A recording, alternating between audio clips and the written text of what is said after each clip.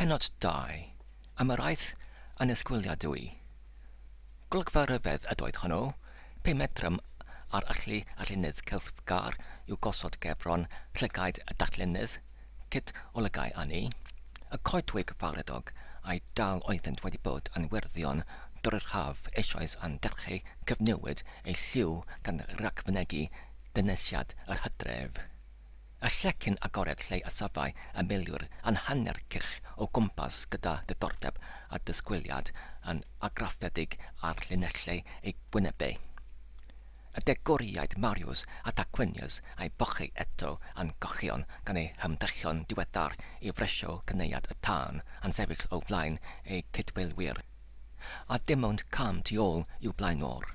Yntau y Moethus Junius wedi taflu ei hun yn ei hyd ar y capr glas oedd yr haf wedi daenu dros y llecyn. Pwysau ar ei fraichdau ei, gyda amdangosiad o fwy o difatrwch na'i gynlenwyr, ond eto yn troi ei olygon o bryd i bryd ar y brif ffigwr yn y darlun. Hwnnw, y cachoror, yn rhwym wrth goeden enfawr ledau ei changau, cysgodol uwch i ben, tra yr oedd dal isaf ei brigau eisoes yn derchu ymrolio i fyny gan y gwres y sgynnau o'r fflamau oeddent yn raddol yn sicr gymryd gafel yn y ffagodau ac yn profi y biasent yn fuan yn llebio gwaed calon y cachoror drian. Yntau, pa fodd y dyliau efeu y prawf? O'r edrych arno o'r braidd y gellid tybio ei fod yn arswydo ddim. Gwirfod ei wynebryd yn welw, ond felly hefyd oedd eddo rhagor nag un o'r edrychwyr, nid gan ofyn ond pryder, edrychau amron gyda difatrwch ar ei boenydwyr. Yn ar ac elwaith caiau ei llygaid a gellid gweled ei wefusau yn symud mewn gweddi ddistaw. Hyn, gyda ambell ias o gryndod, ofynnau lygaid graffus i'w ganfod oedd yr unig arwyddion ei fod yn ymwybodol o'i sefyllfa'r a'r perygl erchill yr roedd ynddo. Men y diwiau, ebeu Mariws, ond mae'r ydyn yn dal yn liw. Ydyw, ebeu Tarquinius, ond gadiwch i'r fflamau derchu poethi ac emestyn ei tafodau i'w wyneb a defio blew ei gernau can glywed rhywbeth. Tebyg iawn, ebeu un o'r milwyr safau y tu ôl. A wyt ti yn cofio, Tarquinius, am yr hen derwydd hwnnw yn Casaro Dinum, pan losgosom ef? Ydwyf, mae'r diwiau yn gwybod, ebeu Tarquinius. Yr oedd y ci hwnnw wedi bod yn ystifnig ei wyla. Di chawsam air o'i ben pan yn ei rymo ac yn hoi'r tanwydd. Ond wedi i ni asod tân ac i'r fflamau gael gafal arno, yr roedd ei ysgreffedd yn adsain drwy'r goedwig. Ni clywais lefau mwy poenus yn Rhufain pan ystyrthiau yr ymladdwyr yno dan balf y lliw a'r teigr, ac ond odyd na bydd hwn yr un peth. Wel, ebeu Mariws, yr wydd fi wedi gweld un neu dau yn diodef yr atyddiau mwyaf, heb yngangar, ac mynd y diwiau, mae golwg hwn yn digon penderfynol. Ie, ebeu Tarquinius, ond onid ymladdwyr rhifennig oedd yr rhaid hynny? Eithaf gwir, atebau Mariws. Ac a wyt ti am gystadlu ci o naseriad fel hwn ar cyfyw? Gofynnau y digwriad arall. Cofia fod gan y rhai hynny ei diwiau i ymddiriad ynddynt, tra nad oes gan hwn, ond ei Iesu. Ie, ebeu milwr hynach na'r lach, ar hwn na elwyd Demetrius, ond roedd rhywbeth rhyfedd o ddeiti hwnnw hefyd. Dywed ei ganlenwyr hynny o leiaf, ebeu Tarquinius. Canis maint hwy yn ei alw yn diw, ond clywais un a'i gwelodd yn diwed mae mab o ryw sair gredig oedd ef wedi'r cwbl. Wel, ebeu Demetrius, gan nad oedd beth oedd, yr roedd rhyw allu rhyfedd yn perthyn iddo, gyflawnodd wirthau anhygoel. Gwerthiau, ebeu Mariws yn dermygus, pa le y cer gwerthiau i gystadlu ac iddo offeriaid demlau Rhufain. Clywais am glistau fy hun yr oracl yn neilw Isis yn rhag diwed pa fath o fordaeth a gawsam pan yn cychwyn tua gôl ers 5 blynedd yn ôl a diwygidodd fel y dywedodd. Ie, ebe Tarquinius, nes medrau holl wrthau yr Iesu yma ei gadw rhag mario laeth waradwyddydd, na'i gynnal dan ei boenau. Onid oedd yn galw ar Eli ei diw pa ar yr roesbren, ac os mae Eli oedd ei diw ef, rhaid fod yr Eli hwnnw yn uwch a galiwchach nac ef. Paham ynte mae yr ymddygion neddioreidd yn adoli yr Iesu yma yn hytrach na'r Eli hwnnw. Wel, diwedwch a fynwch, ebe Demetrius. Di choeliaf fi byth nad oedd rhywbeth tu hwnt i'r cyffredin yn perthyn i'r Iesu hwnnw. Roeddwn i yn un o'r milwyr oedd yn bresynol yn y croeshoeliad, a rhyfedd y fath olygfa gymerodd leu pan fi efe farw. Aeth yn diwyllwch o'r fath diwyllaf a welais erioed. Nis medram ganfod ein gilydd na'n hunain o ran hynny, o'r braidd nas galled diwed ein bod yn temlo y diwyllwch. Ond beth am hynny, gofynnau Marius. Os meddodd efe waradu ei hun, pa fodd y gall ei ganlenwyr dysgwyl iddo yn awr, ac yntau wedi marw ei gwared hwy.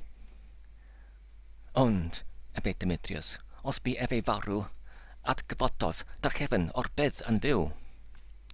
Ie, ebe Tarquinius, mi glywais y chwedl yna o'r blaen, gosodwyd milwyr i wylio ei fydd a darfu iddynt syrthio i gysgu.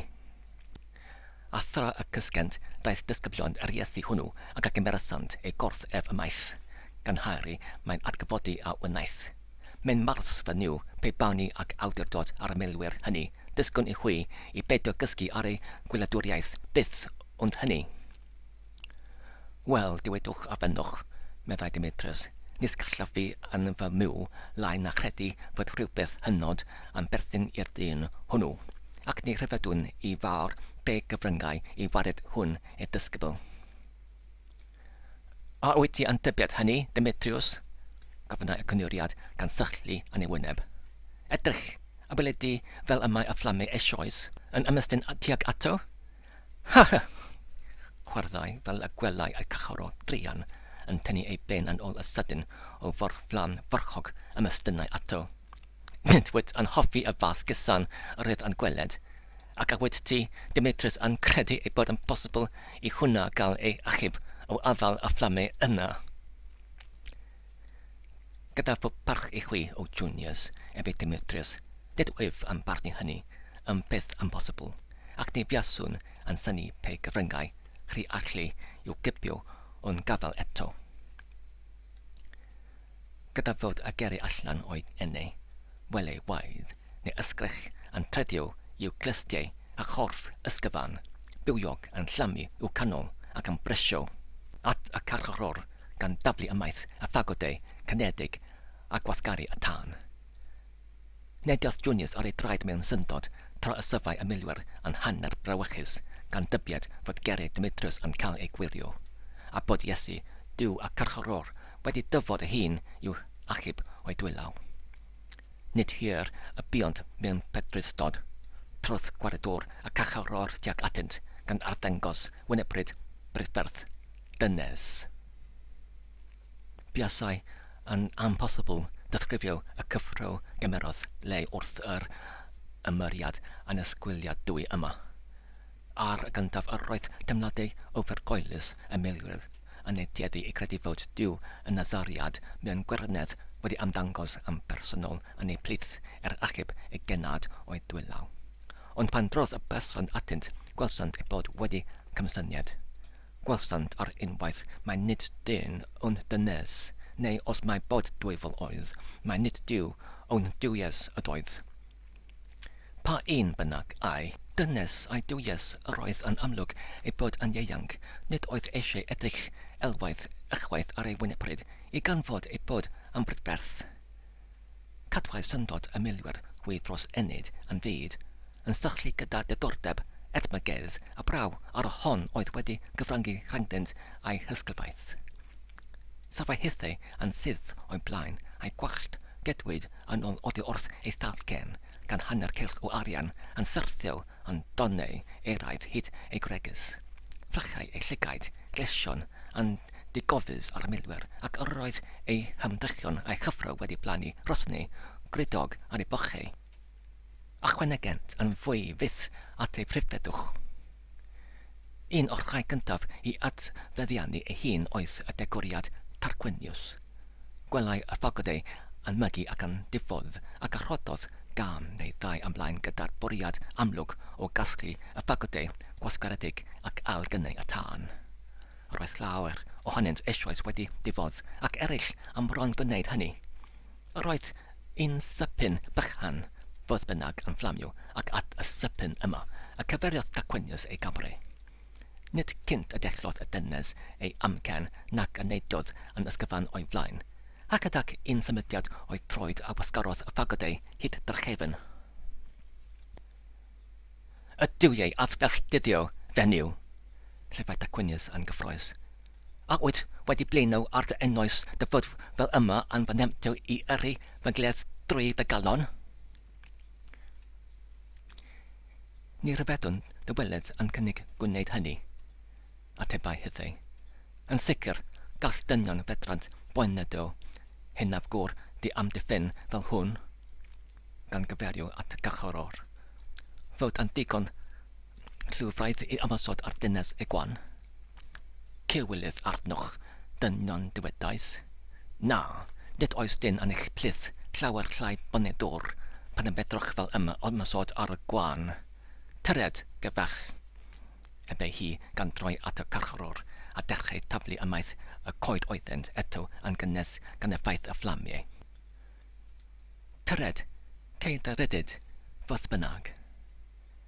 Safai Tarquinius a'r milwyr wedi ei syni yn orbondol gan feiddgarwch y dynes i'w rithro, ond yn ar welai y cynwriad ieuanc Junius oedd hyd yn hyn wedi bod yn swydydd dystaw, yn brysio ymlaen ac yn ymaflyd yn ei brech. Na, gan bwyll ti genydd i, ebe fe mewn ton watwarus, achwydd yn tybiad eich bod wedi cael ar mwyaf eisoes o'ch ffordd yn dirwystr. Mae gennych bellach digon i'w ateb amdano drosoch eich hun, heb eich chwi fechio eich ysgwyddau, teleid a gofal y cachloror yma. Pa beth a gesiwch, ebe hi, gan ymdrechu edrych yn diofyn yn llygaid y cynwriad ieuanc, ond gan darllen ei feddwl a'i edmygedd yn ei llygaid trodd ei olygon ei hun i'r llawr a denodd gwryd wylaidd dros ei gwyneb. Pa beth a geisiaf, ebe fe yn wawdlyd. Yn ytrach, pa beth a geisiwch chwi am beddio dyfod fel yma yn canol yn rhestro yn ein diletswyddau. Ceisio eich rhestro i arddangos eich hunain yn llai na dynion pan y geisiwch dywyn bwyd yr hynaf gwrdd dyniwyd yma oddi arno, atebai hythau.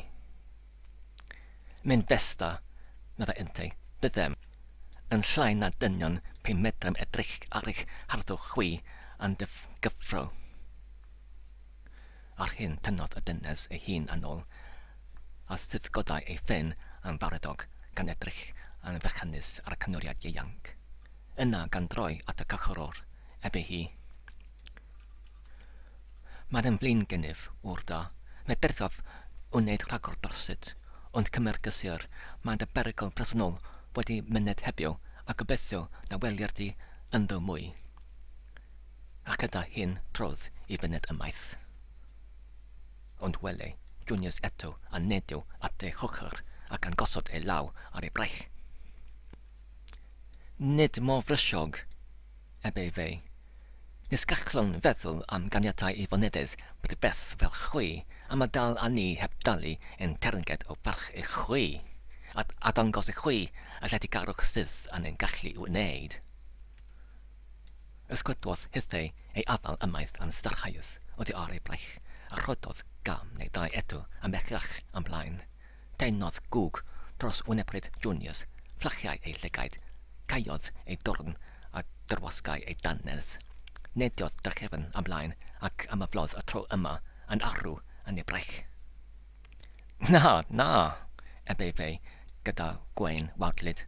Na, nid mo gyflym.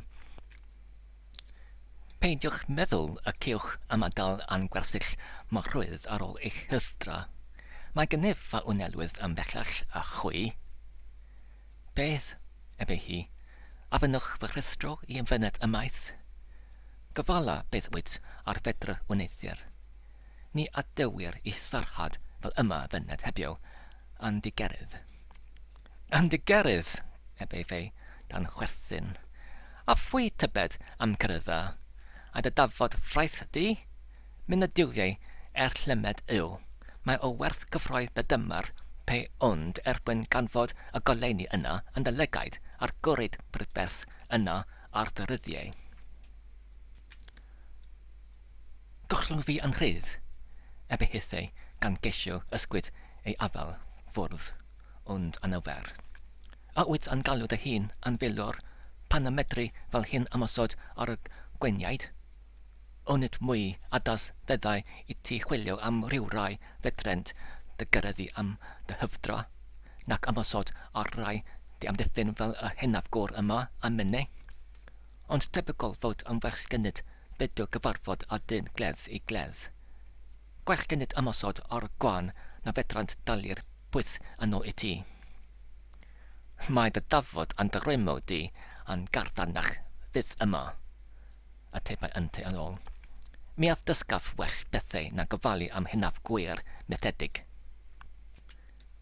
Tred, ystedd yma, trabow y milwyr yn al gynnau a tân, a darbu idd frisdi ei wasgaru a'i difodd. I hyn ei hunig ateb y doedd am drechbwy echnio nag o'r blaen i amryddhau o'i afal, ond yr unig effaith gafodd oedd gwneud iddo daflu ei frechau amdani a'i gwasgu at ei fynwes. O ryngadbodd i chwi, ebe Demetrius, yrwydd yn tybiad, mae pendyfiges Brydenig yw y fonedes yma. Gwelais i yn gymdeithas y Pendragon Caractacus pan bym yn garcharor, ond nid doeth neb fyddai i chwi o juniors ei gollwng yn rhydd. Taw, ffwl, atebau ynte, na, mynd y diwiau nid a mwyach o'm gafal, o ei gwirfodd ei hunain y daith yma, a rhaid iddi dalu ar iawn gofynol i mi cyn y oddi yma mwy. Y dyn, eber cacharor, o nid oes digon eisoes o pechod ei ar dy enaid fod yn rhaid i ti ychwanegu y cam yma ar enydd. Gollwng hi yn rhydd a gwna a mynd fel yr ewylisech. Mi a wnaf a ti fel yr ewylisef. Ateba Junius.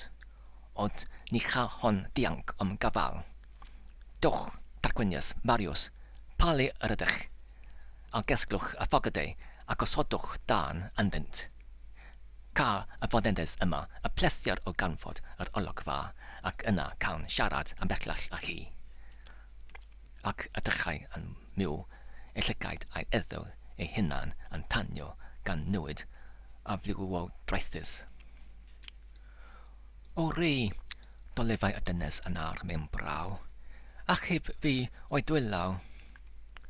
O dad, gweddiau a cachoro, na ad i hon gael ei ferigl am ei hymdrechion i diogelu dy was. Cadw hi i fod yn llethre etholedig i hyrwyddo tertnas dy fab. Gallwch pedio a'ch gweddiau, ebe Junius yn dermygus. Nid oes yr un rhi na thad a all mwy dy gadw di rhag y fflamiau na hithau o'n mynwes. Yn wir, yn gosau yn rhi debyg ei fod yn diwedd y gwir.